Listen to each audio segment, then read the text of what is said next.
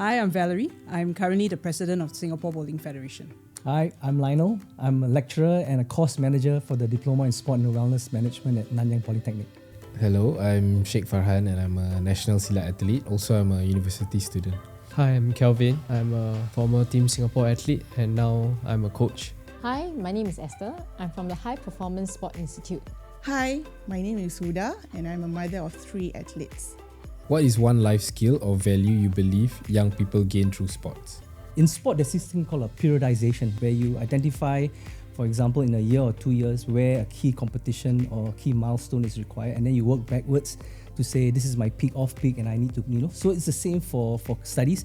I think the ability to adapt to any environment that you're in will definitely put you up in a good place to then try and achieve what you want to be and how you want to grow. The resilience part is actually through all your difficult moments. That's where you gain resilience, not really something that you can learn off a textbook or just an experience.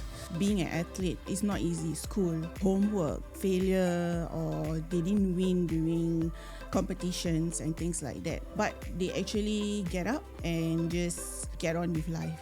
It is very often we see athletes, even when they win or they lose, they go and pat the shoulders of their fellow competitors. If someone is crying in a corner, you see they'll gather together and rally support. Because that's real empathy, and I think that is a skill that really will help them through life and even in work or whatever career they choose in the future. Okay, the question is, why is it important to support student athletes in their journey? If you have a talent, the talent doesn't just grow like that. It needs a lot of hard work. Not only the child have to be hardworking, but also the people around them, especially the parents, of course. The school needs to give support, and also the people, the family supports them and cheer for them. So if we don't provide the support and available pathways and resources for them, which are available, then we don't do the justice for them to be able to pursue and get that done as well as they want. We do have many athletes who can be there and can contribute to Singapore's sport ecosystem. And I think we just need to give them that chance. Every athlete needs a whole village behind them. And if not us, then who? Right? I think the question is always people ask who can come in to support. But I think everybody plays an important role in providing them support.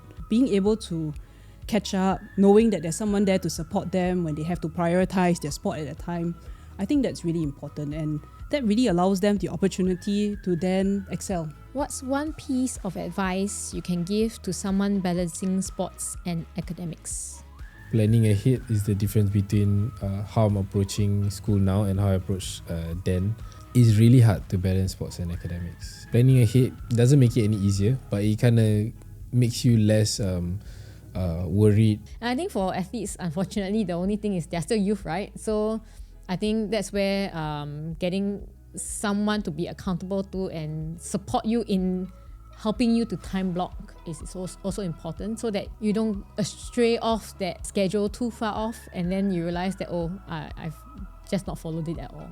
I think as a start, it's really for athletes to sit down and think very hard where they want to be, and also to give themselves a time frame of how long they want to take to achieve it. And I think the second part is then to really truthfully ask themselves, are you willing to put in what it takes to get there? Because it's easy to aspire and say, I want to be a world champion. So it's whether you're willing to sacrifice, and you must understand that it doesn't matter how many support systems are around you, it doesn't matter how much funding you have. These are all things that are there to support you. But to get to the end goal, it's still within you, and you've got to decide whether you're willing to put in that amount of hard work. So if there's advice I want to give you is, if you choose to pursue that, don't blame other things. It is you, and use all your abilities, of course, take advantage of all the resources, but then take control, take ownership of that effort and put it all into your performance, because you can control that. Don't be too paiseh or embarrassed to seek help, because nowadays with social media, and I can message Farhan and ask him how he juggles with school. One advice I want to tell all athletes is that we are all human. We have good days, we have bad days. Don't be too hard on yourself. What is one way you hope to see Singaporeans grow in their appreciation and support for sports? The best way to support sports is to first pick up a sport yourself, because it's in learning how to pick up a new sport or learning a new sport, that's where you really understand the challenges that some of these athletes go through. I think as a nation, as a whole, we should celebrate the effort rather than just the win. I think more importantly is supporting, not just see them through only good times, but also during not so good times, and really show their love and support for these athletes. I think when you have more conversations about it, it becomes less about just newsworthy stuff, and it becomes more about like, oh, what's going on with this athlete and that athlete.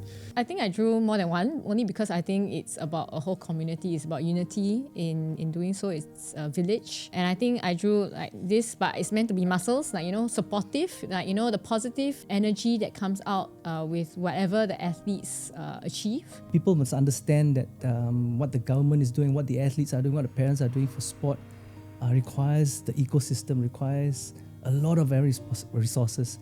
And when that achievement or that milestone is accomplished, the whole nation celebrates, the whole village celebrates. It's not just the medal for that person or the team, but the village gets to be recognized. I like it when there's SEA Games competition, the banners go out on the neighborhoods.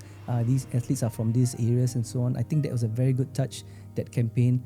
And it tells the residents in the area, these are the athletes that you may see them in the coffee shop, you may see them in the hawker center, and that boy or that girl is striving and wearing that national flag for us.